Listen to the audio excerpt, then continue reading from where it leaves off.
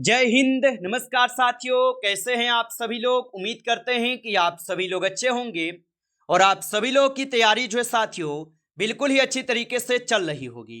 तो साथियों, आज की इस क्लास में हम सभी लोग जो है रेलवे ग्रुप डी एग्जाम 2026 के लिए जो है टॉप ऐसे इंपोर्टेड और चुनिंदे प्रश्नों को देखेंगे जो कि साथियों आपके रेलवे ग्रुप डी के एग्जाम के लिए जो है काफी ही इंपोर्टेंट है। और साथियों, ये सारे के सारे क्वेश्चन आपके रेलवे ग्रुप डी के एग्जाम के द्वारा पूछे गए, बार बार पूछे गए एग्जाम में जो क्वेश्चन पूछे गए वही सब क्वेश्चन यहां से लिए हैं जो कि आपके पेपर में यहां से 100% आपको देखने को मिलेंगे। और साथियों, आपके पास समय बिल्कुल ही कम बचे हैं क्योंकि आपका एग्जाम 3 अगस्त से ही स्टार्ट है और 21 अगस्त तक चलेगा। तो बिल्कुल साथियों, आपके पास समय कम बचे हुए हैं और इन्हीं कम समय में आपको बेस्ट तैयारी करना पड़ेगा। तो इस बार आप लोग का सिलेक्शन हो जाएंगे। तो साथियों, इस क्लास में भी हम बिल्कुल एग्जाम में आने वाले क्वेश्चन को देखेंगे। तो चलिए क्लास को हम स्टार्ट करते हैं और देखिएगा क्वेश्चन जो है क्या पूछे गए। क्वेश्चन यहाँ पे आपसे पूछे गए और क्वेश्चन है कि रक्त का कौन सा घटक रक्त का थक्का बनाने में सहायता जो है ना करता है। चलिए बताइएगा आप यहाँ पे कि रक्त का कौन सा घटक रक्त का थक्का बनाने में सहायता करता है। तो याद रख लीजिएगा, यहाँ पे प्लेटनेस हो जाएंगे। ऑप्शन यहाँ पे सी जो है सही जवाब है। अगला नंबर प्रश्न देखिएगा। प्रश्न है कि भागरा और गिद्दा किस राज्य के प्रमुख लोक नृत्य हैं। वेरी वेरी इंपॉर्टेंट है, कई बार आपके ग्रुप डी के एग्जाम में ये प्रश्न छप चुका है कि भागरा और गिद्दा किस राज्य के प्रमुख लोक नृत्य होगा। तो ये आपके पंजाब के हो जाएगा। ऑप्शन यहाँ पे बी जो है सही जवाब होगा, पंजाब के हो जाएगा। आप अच्छे से इनको जो है याद रखेंगे। चलिए अगला नंबर प्रश्न यहाँ पे आप देखिएगा जो आपके लिए इंपोर्टेंट है। जीएसटी किस संविधान संशोधन द्वारा लागू किया गया था। चलिए बताइएगा, यह प्रश्न भी कई बार आपके एग्जाम में पूछा है कि जीएसटी संविधान संशोधन द्वारा लागू किए गए। तो ये लागू किए गए थे 101वां संविधान संशोधन के द्वारा। ऑप्शन यहाँ पे सी जो है सही जवाब होगा। अगला नंबर प्रश्न यहाँ पे दिए गए कि सतपुरा श्रेणी की सबसे ऊंची चोटी कौन सी है। चलिए बताएंगे आप यहाँ पे। तो सतपुरा श्रेणी की सबसे ऊंची चोटी जो कि धूपगढ़ चोटी होगा। ऑप्शन यहाँ पे बी जो है सही जवाब है इस क्वेश्चन का आंसर। आप अच्छे से इनको जो है याद रखेंगे। अगला नंबर क्वेश्चन आप देखेंगे कि थॉमस कप किस खेल से संबंधित है।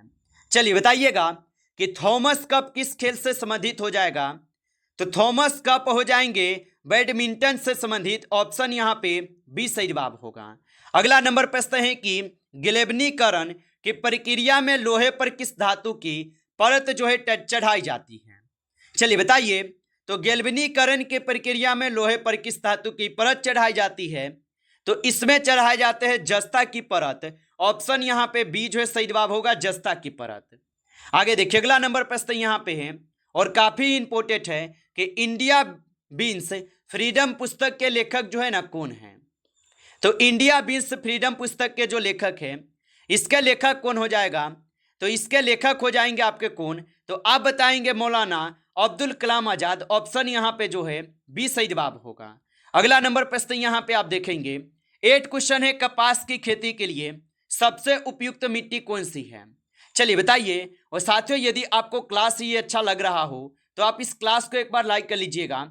नए हैं आप इस चैनल पे तो चैनल को सब्सक्राइब करके ऑल नोटिफिकेशन को ऑल पे दबा के जुड़ जाइए, जिससे कि जब भी कोई नई क्लास हो सबसे पहले क्लास का नोटिफिकेशन आपके पास पहुंच सके। तो चैनल को सब्सक्राइब कर लीजिएगा और बताइएगा आप यहाँ पे कपास की खेती के लिए सबसे उपयुक्त मिट्टी कौन सी है। तो यहाँ पे आपके सही जवाब बी हो जाएंगे, काली मिट्टी होगा। ऑप्शन बी सही जवाब है। अगला प्रश्न है कि 1930 में मुस्लिम लीग के अध्यक्ष जो है कौन थे। वेरी वेरी इंपॉर्टेंट क्वेश्चन है, हूबहू आपके पेपर में ये प्रश्न जो है छपेगा कि 1930 में मुस्लिम लीग के अध्यक्ष कौन थे। तो इसके अध्यक्ष हो जाएंगे अल्लामा इकबाल। ऑप्शन यहाँ पे आपके बी सही जवाब दिए गए हैं। आप अच्छे से इनको याद रखेंगे। अगला नंबर प्रश्न है कि सौर सेल के निर्माण में किस तत्व का उपयोग किया जाता है। चलिए बताइए, तो सौर सेल के निर्माण में किस तत्व का उपयोग किया जाता है। तो सौर सेल के निर्माण में जो है किस तत्व का उपयोग होता है। तो इसमें सिलिकॉन का उपयोग होता है। ऑप्शन यहाँ पे जो है सी सही जवाब है। चलिए अगला नंबर प्रश्न यहाँ पे है कि राष्ट्रीय युवा दिवस किसके जन्मदिन पर जो है मनाया जाता है। चलिए बताइए, तो राष्ट्रीय युवा दिवस किसके जन्मदिन पर मनाया जाता है? तो राष्ट्रीय युवा दिवस जो है स्वामी विवेकानंद के जन्मदिन पे मनाए जाते हैं। ऑप्शन यहाँ पे बी जो है सही जवाब है। आगे देखिए अगला नंबर प्रश्न यहाँ पे है, जोजिला दर्रा किस पर्वतमाला में स्थित है? तो जोजिला दर्रा किस पर्वतमाला में स्थित हो जाएगा? तो जोजिला दर्रा जो है ये हो जाएंगे आप सभी लोग के जास्कर पर्वतमाला में। ऑप्शन यहाँ पे आप लोग का जो है सी सही जवाब दिए गए, जास्कर पर्वतमाला में होगा। अगला नंबर प्रश्न देखिएगा और वेरी वेरी इंपॉर्टेंट है, जो हूबहू आपके पेपर में आएगा कि चंद्रगुप्त मौर्य के उत्तराधिकारी कौन बने? चलिए बताइए, तो चंद्रगुप्त मौर्य के उत्तराधिकारी कौन बने थे? तो चंद्रगुप्त मौर्य के उत्तराधिकारी कौन बने थे? तो इसके उत्तराधिकारी बिंदुसार बने थे। ऑप्शन यहाँ पे बी सही जवाब है, बिंदुसार होगा। अगला नंबर प्रश्न यहाँ पे देखिएगा कि लाल डट्टा बुक में किसका रिकॉर्ड जो है रखा जाता है? तो याद रखेंगे कि लाल डट्टा बुक में किसका रिकॉर्ड रखा जाता है? तो इसमें रखे जाते हैं विलुप्त प्राय जीव को। ऑप्शन यहाँ पे बी जो है सही जवाब होगा। आप अच्छे से इनको जो है याद रखेंगे। अगला नंबर प्रश्न जो सीधे आपके पेपर में आएगा, भारतीय संविधान में व्यापार की स्वतंत्रता किस देश से जो है ली गई है? चलिए बताइए, तो भारतीय संविधान में व्यापार की स्वतंत्रता किस देश से ली गई है? तो ये लिए गए हैं ऑस्ट्रेलिया से। ऑप्शन यहाँ पे बी सही जवाब होगा, ऑस्ट्रेलिया से होगा। चलिए अगला नंबर प्रश्न है कि मंगल ग्रह के वायुमंडल में मुख्य रूप से कौन सी गैस जो है पाई जाती है? चलिए बताइए। और साथियों यदि आपको पीडीएफ चाहिए तो एक बार आप हमें कमेंट कीजिएगा। आपको ये पीडीएफ जो है हम आपको फ्री में यहाँ पे देंगे, जिससे कि आप रिवीजन कर पाएंगे। तो आप कमेंट कीजिएगा, आपको पीडीएफ मिल जाएंगे। और बताइएगा आप यहाँ पे कि मंगल ग्रह के वायुमंडल में मुख्य रूप से कौन सी गैस जो है पाई जाती है? तो इसमें कार्बन डाइऑक्साइड पाई जाती है। ऑप्शन सी सही जवाब है। अगला नंबर प्रश्न है जो हूबहू आपके पेपर में पूछेगा कि स्वतंत्र एवं निष्पक्ष चुनाव कराने के लिए कौन सा जो है ना निकाय जिम्मेदार है? तो स्वतंत्र एवं निष्पक्ष चुनाव कराने के लिए कौन सा यहाँ पे निकाय जिम्मेदार है? तो ये हो जाएंगे कौन? तो यहाँ पे आप 70 का सही जवाब ऑप्शन बी करेंगे, निर्वाचन आयोग। ऑप्शन यहाँ पे बी सही जवाब है, निर्वाचन आयोग जिम्मेदार होगा। आगे देखिए अगला नंबर प्रश्न है, भूदान आंदोलन किसने शुरू किया था? ये आपके एनटीपीसी 12th लेवल का जो एग्जाम हुआ था उसी में पूछा था कि भूदान आंदोलन की शुरुआत किसने किया था। तो इसको भी हम ले लिए हैं जिससे कि आपको लगे कि हाँ क्वेश्चन किस तरीके से आता है। तो भूदान आंदोलन किसने शुरू किया था? तो यह शुरू करते हैं आपके विनोबा भावे। ऑप्शन यहाँ पे बी जो सही जवाब है, विनोबा भावे होगा। आप अच्छे से इसको याद रखिएगा। अगला नंबर प्रश्न है कि अशोक के अधिकांश शिलालेख किस लिपि में लिखे गए हैं? तो अशोक के अधिकांश शिलालेख जो है ये किस लिपि में लिखे गए हैं? तो ये आपके ब्राह्मणी लिपि में लिखे गए। ऑप्शन यहाँ पे बी सही जवाब है, ब्राह्मणी लिपि में। आगे देखिए अगला नंबर प्रश्न है कि भाखरा नागल बांध किस नदी पर बना है? चलिए बताइए, तो भाखरा नागल बांध किस नदी पर बना है? तो भाखरा नागल बांध जो ये बने हुए हैं सतलुज नदी पे। ऑप्शन यहाँ पे सी सही जवाब है, सतलुज नदी पे। अगला नंबर प्रश्न देखेंगे, प्रश्न है कि हिंदुस्तानी शास्त्रीय संगीत का सबसे प्राचीन रूप जो है कौन सा है? तो हिंदुस्तानी शास्त्रीय संगीत का सबसे प्राचीन रूप कौन सा है? तो यहाँ पे कौन हो जाएगा? तो यहाँ पे ध्रुपद हो जाएगा। ऑप्शन बी कीजिएगा, ध्रुपद हो जाएगा। आगे देखिए अगला नंबर प्रश्न यहाँ पे है कि फ्लाइंग सिख के नाम से किसे जो है जाना जाता है? तो फ्लाइंग सिख के नाम से किसे जानते हैं? तो फ्लाइंग सिख के नाम से मिल्खा सिंह को जानते हैं। ऑप्शन यहाँ पे बी सही जवाब है। आगे देखिए अगला नंबर प्रश्न यहाँ पे है कि शांति निकेतन की स्थापना किसने की थी? चलिए लगाइएगा आंसर क्या होगा कि शांति निकेतन की स्थापना किसने की थी? तो शांति निकेतन की स्थापना करते हैं कौन? रविंद्रनाथ ठाकुर। ऑप्शन यहाँ पे बी सही जवाब होगा, रविंद्रनाथ ठाकुर किए थे। अगला नंबर क्वेश्चन यहाँ पे आप देखेंगे, क्वेश्चन है कि किस मिट्टी में क्या है, किस मिट्टी में गर्मियों में गहरी दरारें पड़ जाती है? तो किस मिट्टी में गर्मियों में गहरे दरारें पड़ जाती है? तो याद रखेंगे ये हो जाएंगे किस में? तो यहाँ पे आप 24 का सही जवाब सी करेंगे, काली मिट्टी में होते हैं। ऑप्शन सी सही जवाब है।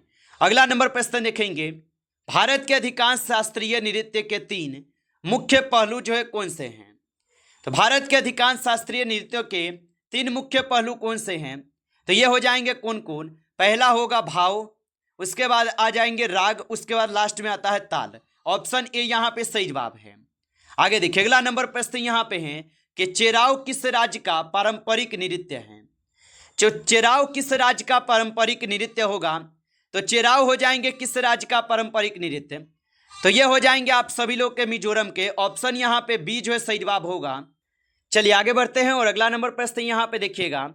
यहाँ पे 27 नंबर क्वेश्चन दिए गए कि बोडो, डोगरी, संथाली और मैथिली भाषाएं किस संविधान संशोधन के द्वारा जोड़ी गई थी। ये क्वेश्चन बहुत बार आपके एग्जाम में पूछा है, अलग अलग एग्जाम में पूछा है, तो इसको जरूर याद रख लीजिएगा। ये हो सकता है आपके पेपर में पूछ दिया जाए। बताइएगा कि बोडो, डोगरी, संथाली और मैथिली 4 भाषाएं किस संविधान संशोधन के द्वारा जोड़े गए थे। तो ये 4 भाषा को जोड़े गए थे आपके किस संविधान संशोधन द्वारा, तो 92वें संविधान संशोधन के द्वारा इसे जोड़े गए थे। ऑप्शन यहाँ पे सी जो है सही जवाब है। आगे देखिएगा अगला यहाँ पे प्रश्न है। प्रश्न पूछा है कि नर्मदा नदी पर कौन सा बांध बना है। तो नर्मदा नदी पे कौन से बांध बने हुए हैं, तो नर्मदा पे सरदार सरोवर बांध बने हुए। ऑप्शन यहाँ पे जो है बी सही जवाब है, सरदार सरोवर बांध होगा। चलिए अगला नंबर प्रश्न यहाँ पे आप देखेंगे और यहाँ पे प्रश्न है कि जमशेदपुर में पहला लौह एवं इस्पात कारखाना किसने जो है स्थापित किया है। तो जमशेदपुर में पहला लौह एवं इस्पात कारखाना किसने जो है स्थापित किया, तो ये किए हुए थे आपके कौन, जमशेदजी टाटा ने। ऑप्शन यहाँ पे जो है बी सही जवाब होगा, जमशेदजी टाटा किए थे। चलिए अगला नंबर प्रश्न यहाँ पे आप देखिएगा और यहाँ पे प्रश्न पूछे गए आपसे 30 नंबर क्वेश्चन है सितारों की सितारों होगा, सितारों की टिमटिमाहट का कारण क्या है। तो सितारों की जो टिमटिमाहट होता है इसका कारण बताना है, तो आप बताएंगे प्रकाश के अपवर्तन। क्या होता है, ऑप्शन बी यहाँ पे सही जवाब है, अपवर्तन के कारण। अगला नंबर प्रश्न जो सीधे आपके पेपर में हूबहू पूछेगा, संविधान सभा में कुल कितने सदस्य थे। तो देखिए पहले मैं थोड़ा आपको इसके बारे में बताऊं। संविधान सभा जब बना तो उस समय 10 लाख के जनसंख्या पर जो है ना कितने सदस्य चुने गए थे। 10 लाख के जनसंख्या पर आपके एक सीट का निर्धारण हुआ था, जिसमें आपके 389 जो है यहाँ पे सदस्य चुने गए थे।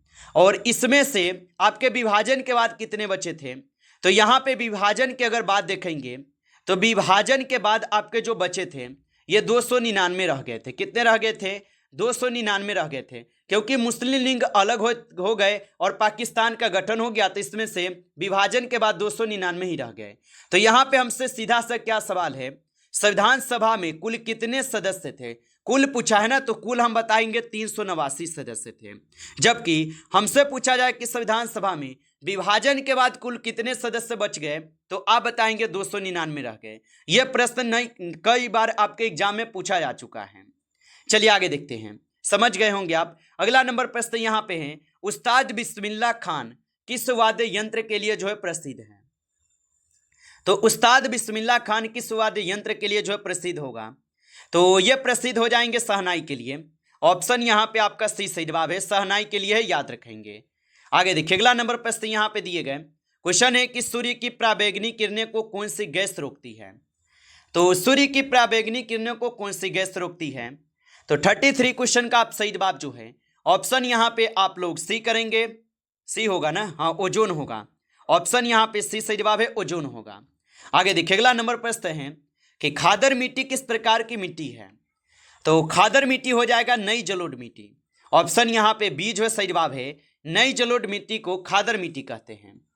आगे देखिए अगला प्रश्न यहाँ पे दिए गए 35 नंबर क्वेश्चन है कि सिंहगढ़ किले की रक्षा करते हुए कौन से मराठा योद्धा शहीद हुए थे।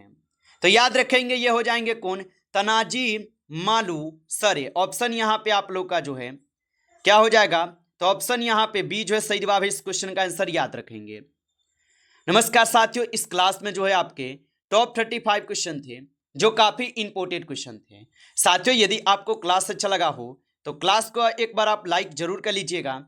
नए जुड़े हैं आप इस चैनल पे तो चैनल को भी सब्सक्राइब करके ऑल नोटिफिकेशन को ऑल पे दबा के जुड़ जाइए, जिससे कि जब भी कोई नई क्लास हो सबसे पहले क्लास का नोटिफिकेशन आपके पास पहुंच सके।